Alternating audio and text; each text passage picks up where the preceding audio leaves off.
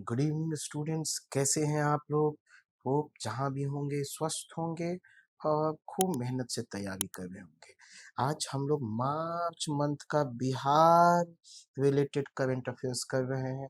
मैं ऑलरेडी आपको एक साल का करंट अफेयर करने का प्रॉमिस किया हूँ और ऑलरेडी मैं सितंबर 2023, अक्टूबर 2023, नवंबर 2023, दिसंबर 2023, जैन 2024, फेब 2024 कंप्लीट कर चुका हूँ।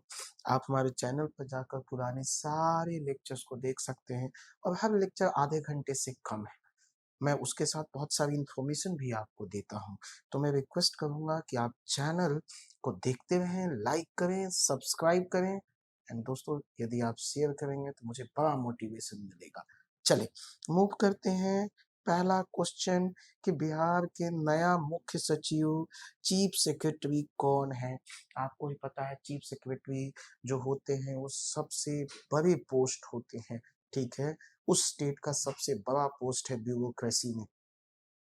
तो कह रहा है कौन बना है। आमिर सुहानी साहब ये पहले थे, ये इससे पहले थे, पास्ट में थे, तो ये तो होगा नहीं।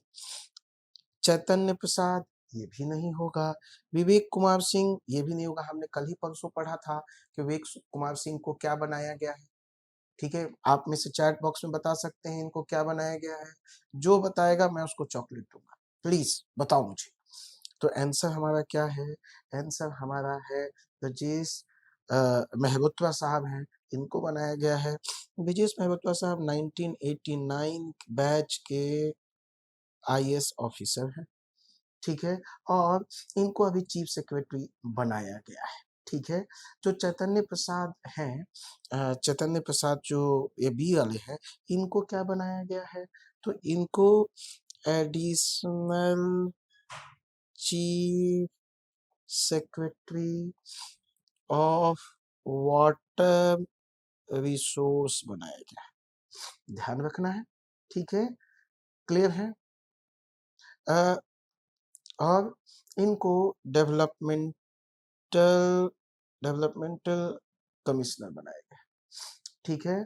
और जो पहले डेवलपमेंटल कमिश्नर विवेक कुमार सिंह थे, उनको अब चेयरमैन ऑफ रेरा बना दिया गया है। तो पहले जो additional chief secretary of water resources थे उनको डेवलपमेंटल कमिश्नर बना दिया, और जो डेवलपमेंटल कमिश्नर पहले विवेक कुमार सिंह थे उनको अब चेयरमैन ऑफ रेरा बना दिया गया है। तो ये बात आपको दिमाग में रखना है। चलिए मूव करते हैं। कह रहा है कि बिहार में कितने किसानों को मुफ्त बिजली मिलेगी। बता सकते हैं कितने लोगों को मुफ्त बिजली मिलेगी। क्या आंसर ए होगा? नहीं। क्या आंसर बी होगा? नहीं। क्या आंसर डी होगा? नहीं। आंसर होगा सी। अब इसमें देखिए ये न्यूज में क्यों है, समझते हैं हम लोग। क्योंकि हमारे ऑनरेबल जो सीएम है उन्होंने इनॉग्रेट किया और फाउंडेशन लेट डाउन किया। कितने स्कीम्स का? 5471 स्कीम्स को किया, जिसका टोटल जो वर्थ था वो था 12,268 के स्कीम्स को लॉन्च किया। किस सेक्टर में? एनर्जी, हेल्थ, रूरल वर्क, ठीक है, इस डिपार्टमेंट में, एंड माइनर वाटर रिसोर्सेज, इन चारों डिपार्टमेंट में इन्होंने काम किया इस डिपार्टमेंट। और उसी के अंदर पे जो फोकस रहा किस पे, हमने फोर चार हमने क्या बनाने की कोशिश की, ग्रिड बनाने की कोशिश की। 4 ग्रिड सब स्टेशन बनाने की कोशिश की, और उसके लिए मनी कितना एलोकेट किया गया? 3904 करोड़ उसके लिए मनी एलोकेट किया गया। और वहीं से जो बिजली की बात की जा रही है कि वहां से बिजली सप्लाई होगा इन लोगों को। क्लियर है? तो हम लोग को इन बातों को दिमाग में रखना है। चलो मूव करते हैं थर्ड नंबर क्वेश्चन पे। थर्ड कह रहा है कि बिहार विद्युत विनियामक आयोग का अध्यक्ष किसे बनाया गया है। बिहार इलेक्ट्रिसिटी रेगुलेटरी कमीशन, इसके जो चेयरमैन हैं किसे बनाया गया है? बड़ा आपको यूनिक नेम लगेगा, आप जानते भी हैं। बताइए किनको बनाया गया है? क्या नेगी साहब को बनाया गया है? नहीं। क्या हल्दर साहब को बनाया गया है? नहीं। क्या शेषव सिन्हा को बनाया गया है? नहीं। किनको बनाया गया है? आमिर सुबहानी साहब को बनाया गया है। आमिर सुबहानी साहब क्या थे? तो बताइए, चीफ सेक्रेटरी थे। इन्होंने क्या ले लिया? इन्होंने वॉलंटरी रिटायरमेंट ले लिया, और वॉलंटरी रिटायरमेंट लेकर जब अब इनको सरकार ने क्या बना दिया है? तो इनको सरकार ने बिहार इलेक्ट्रिसिटी रेगुलेटरी कमीशन का इनको चेयरमैन बना दिया है। ठीक है। अब ये जो बिहार रेगुलेटरी कमीशन है, ये किस एक्ट के अंदर आता है? तो मैं बता दूं कि ये इलेक्ट्रिसिटी एक्ट 2003 के अंदर इसको बनाया जाता है, और इसके जो पहले चेयरमैन होते हैं तो जस्टिस BNP सिंह होते हैं। तो ये आपके लिए इम्पोर्टेंट हो गए। ठीक है। और उसके बाद अभी किनको चेयरमैन बनाया गया है 2024 में? तो आमिर सुबहानी सर को बनाया गया है। मैं इनसे एक बार मिला, जब मैं वहाँ पे आरओ के रूप में मुंगेर में पोस्टेड था, तो मेरी एक बार इनसे मुलाकात हुई। बड़े ही प्रोफेशनल, बड़े ही स्ट्रिक्ट पर्सन थे, to the point, no nonsense attitude, और बहुत ही पर्सन जिनकी इंटीग्रिटी पे, मतलब बिहार सरकार में बहुत कम ऐसे ऑफिसर हैं जो इतने ईमानदार और बड़ी अच्छे से काम करते हैं। चलिए मूव करते हैं नेक्स्ट क्वेश्चन की ओर। नेक्स्ट क्वेश्चन है हमारा, पटना में एशिया के पहले डॉल्फिन रिसर्च संस्थान का उद्घाटन कब किया गया? आपको जान के हैरानी होगी कि पूरे एशिया का पहला डॉल्फिन रिसर्च सेंटर कहाँ खुला? तो ये कहाँ खुला? पटना में खुला। ठीक है। और ये पटना में कितने में स्प्रेड है? तो 4525 स्क्वायर मीटर एरिया में ये फैला हुआ है। ठीक है। अब ये कहाँ बनाया जा रहा है? तो पटना यूनिवर्सिटी के कैंपस में बनाया जा रहा है इसको। ठीक है। और ये किस दिन किया गया? तो 4 मार्च 2024 को किया गया। ये बड़ा इम्पोर्टेंट है। ठीक है। चलिए मूव करते हैं। ठीक है। अब इनॉग्रेट किसने किया था? तो हमारे ऑनरेबल CM नीतीश कुमार जी ने इसको इनॉग्रेट किया। करिए। साथ ही साथ ऑनरेबल चीफ मिनिस्टर ने और क्या इनॉग्रेट उससे पहले इनॉग्रेट किया था? तो एक और चीज इनॉग्रेट की थी, Bihar climate conference and exhibition. ये कहाँ पे इनॉग्रेट हुआ था? ज्ञान भवन में। इतनी बात भी आप याद रखेंगे ना, मोर देन एनफ है आपको एग्जाम के पर्पज से।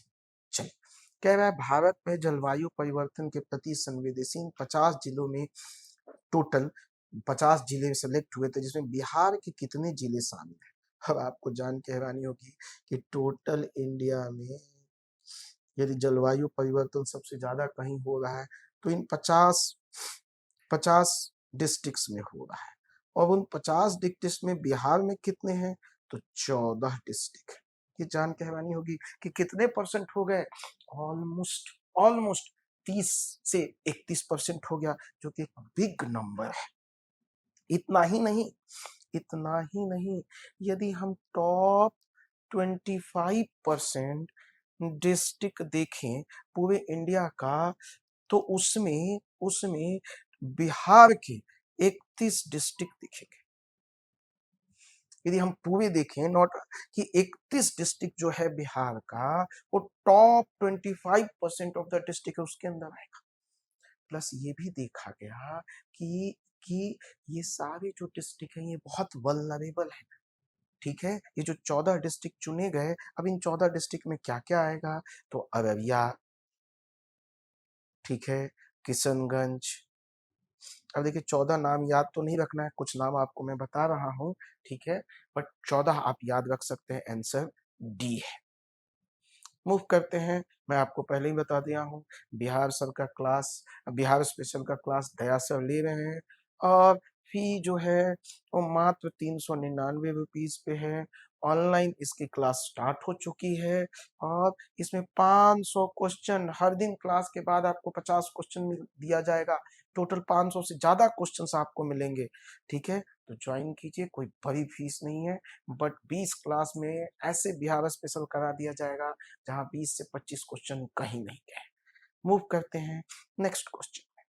कह रहा है बिहार के किस व्यक्ति को cultural ambassador of the year पुरस्कार से सम्मानित किया गया है?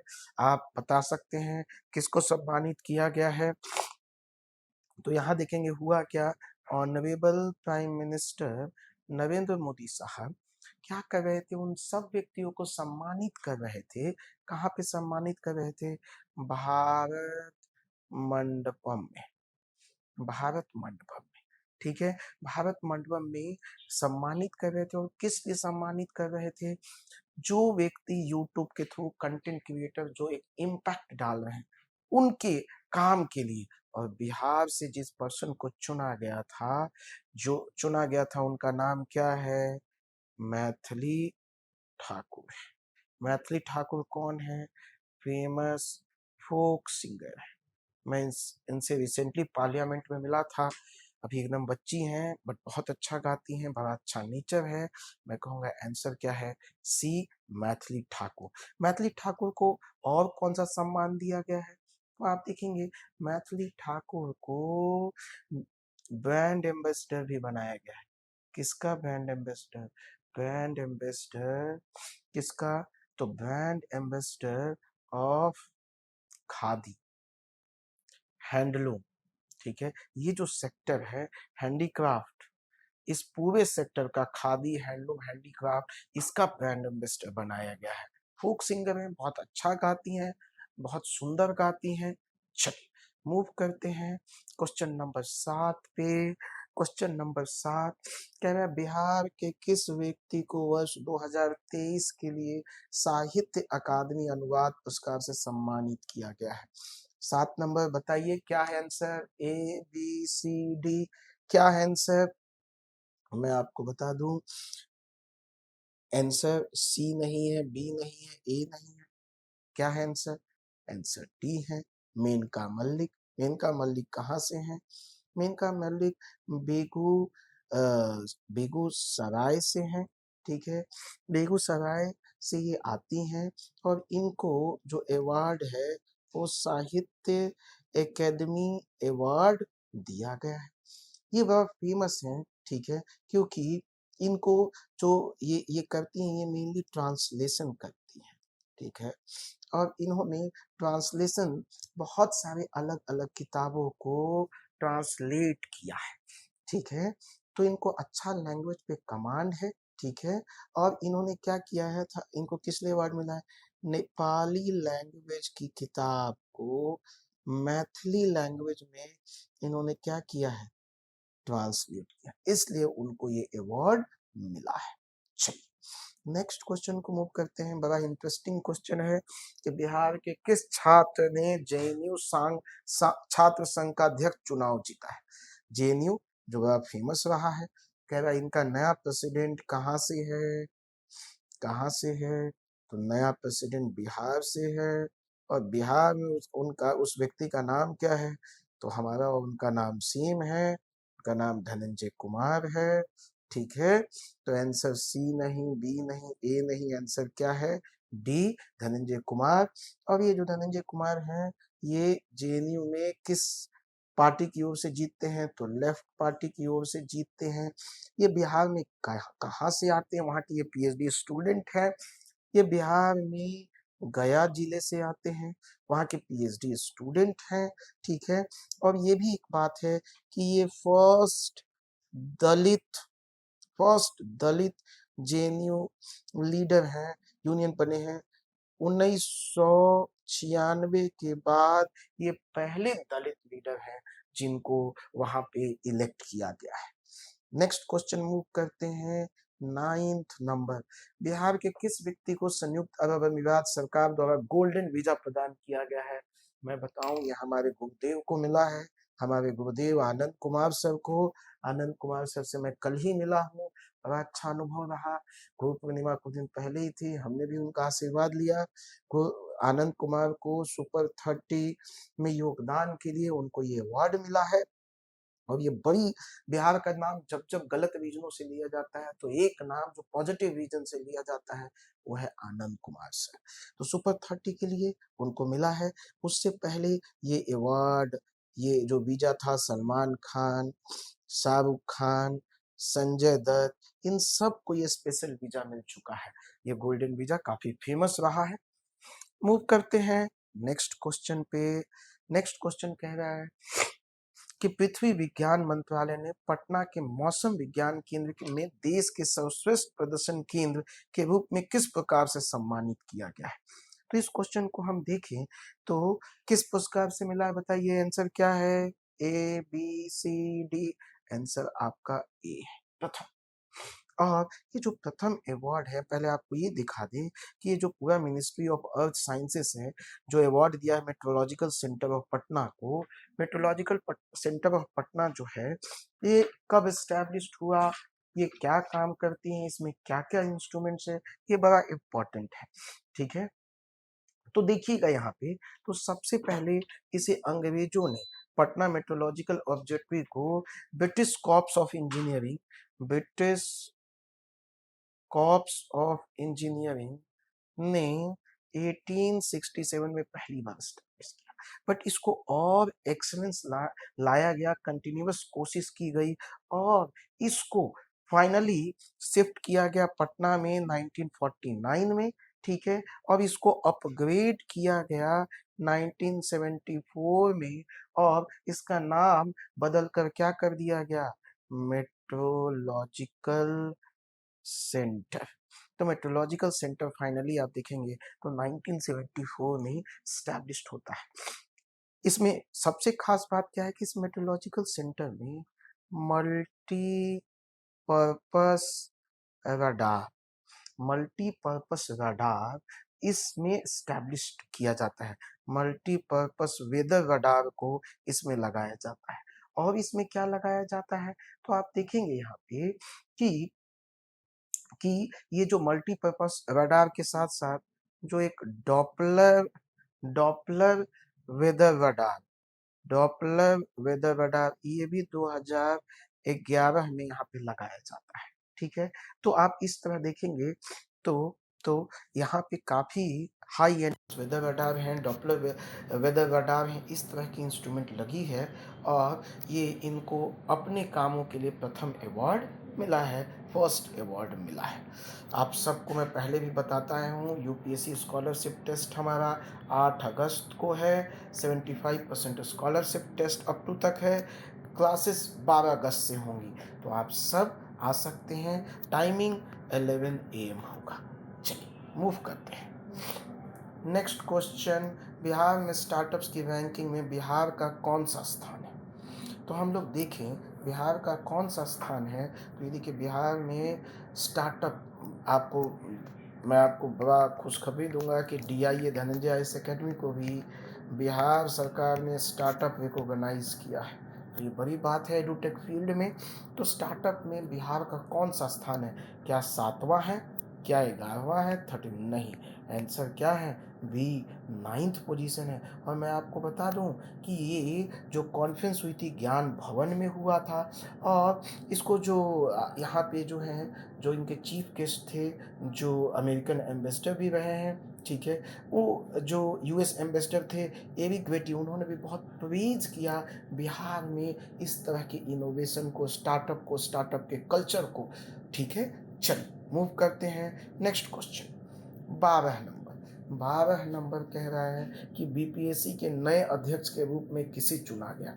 अतुल प्रसाद हट गए हैं, अरुण कुमार भगत नहीं, अशोक कुमार वर्मा नहीं, परमार कुमार रवि, इनको जो है हम लोगों ने देखा कि इन अध्यक्ष के रूप में चुना गया है।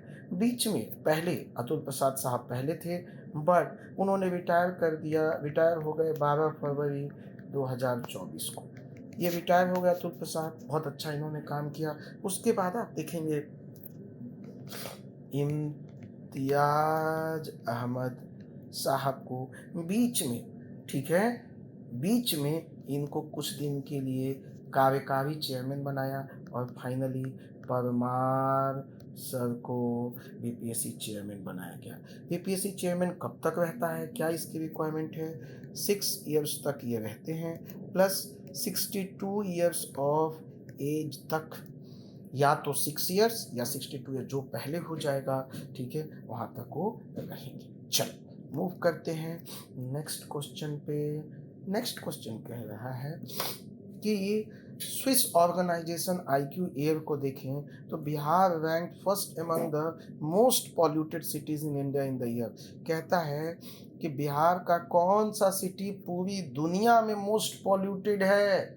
हमें बिहार में लगता है हाँ हाँ कितना क्लीन एयर है, लेकिन यहाँ भी सबसे गंदा क्लीन है। देखिए देखिए आपको देखने को मिलेगा। तो कौन है? क्या बहुत लोग पटना मारेंगे, पटना लेकिन सही आंसर नहीं है। फिर गया मारेंगे, नहीं। आंसर सी क्या है? बेगूसराय। बेगूसराय इसलिए क्योंकि ये one of the most industrial area of Bihar भी है, ठीक है। और आपको जान के हैरानी होगी कि नंबर यहाँ पे आप देखेंगे तो नंबर 1 पे क्या दिखेगा? तो बेगूसराय नंबर 1 पे है इंडिया में। आपको गुवाहाटी गुवाहाटी सेकंड रैंक पे दिखेगा, ठीक है, और दिल्ली थर्ड रैंक पे दिखेगा। तो ये देखिए ये है, मतलब दिल्ली से भी ज़्यादा बेगूसराय में है। हैरान हूँ मैं, हैरान। और यदि हम कंट्री की बात करें तो कौन सा कंट्री सबसे ज़्यादा पॉल्यूटेड है? तो आपको जान के हैरानी होगी, बांग्लादेश सबसे पॉल्यूटेड, सेकंड पाकिस्तान सबसे ज़्यादा पॉल्यूटेड, थर्ड इंडिया सबसे ज़्यादा। और आपको हैरानी होगी यदि हम कैपिटल की बात करें तो दिल्ली सबसे ज़्यादा, दिल्ली कैपिटल में दिल्ली जो है वो सबसे ज़्यादा पॉल्यूटेड होगा, ठीक है। ये आपको देखने को मिलेगा। चलो मूव करते हैं नेक्स्ट क्वेश्चन 14 नंबर पे। 14 नंबर हम देखेंगे भी तो 14 नंबर में आपको दिखेगा क्या है क्वेश्चन? बिहार का नया ग्रामीण विकास मंत्री किसे चुना गया है? बताइए किनको चुना गया है? क्या डॉक्टर प्रेम कुमार जी को चुना गया है? नहीं। क्या सुमित कुमार सिंह को चुना गया? नहीं। क्या संतोष? नहीं। आंसर क्या है? श्रवण कुमार, ठीक है। अब आपको पता है कि टोटल 30 मिनिस्टर बनाए गए थे, जिसमें से 15 बीजेपी के 15 थे, जदयू के 12 थे, ठीक है। टोटल 30 मिनिस्टर्स थे, हम के 1 थे और इंडिपेंडेंट 1 था, ठीक है। तो आप यहाँ देखेंगे तो श्रवण जो कुमार हैं उनको आप ग्रामीण विकास मंत्री बनाया गया, ठीक है। अब आपको बाकी का क्या क्या बनाया गया आपको दिमाग में है क्या? संतोष कुमार सुमन, संतोष कुमार सुमन इनको कौन सा डिपार्टमेंट दिया गया था? IT डिपार्टमेंट दिया गया था, ठीक है। सुमित कुमार सिंह को साइंस एंड टेक्नोलॉजी दिया गया था, ठीक है। डॉक्टर प्रेम कुमार को आप मुझे बता सकते हैं डॉक्टर प्रेम कुमार को क्या दिया गया था? बताइए, चैट बॉक्स में लिखिए फटाफट, क्या बनाया गया था, ठीक है। तो इस तरह हम लोगों ने देखा कि हम ABC, आप हमको बताइए सोच के कि प्रेम कुमार जी को क्या बनाया गया था, ठीक है। हम तब तक नेक्स्ट क्वेश्चन पे हम लोग करते हैं। प्रेम कुमार को क्या बनाया गया था? आप बताइए जल्दी से हमको सर्च मार कर बताइए। अरे पता होगा भाई, बोल। चलो तब तक नेक्स्ट बताओ मेरे को, बिहार के नए शिक्षा मंत्री कौन हैं? बिहार के नया शिक्षा मंत्री कौन है? बताइए क्या बिहार के नए शिक्षा मंत्री कौन हैं? चलिए एक एक करके हम लोग देखते हैं, ठीक है। जयंत राज साहब, जयंत राज साहब को क्या बनाया गया है बताइए मुझे। रत्नेश, क्या सुनील कुमार जी को बनाया गया था? आंसर तो शिक्षा मंत्री सुनील कुमार है, ठीक है। सुरेंद्र मेहता जी को क्या बनाया गया?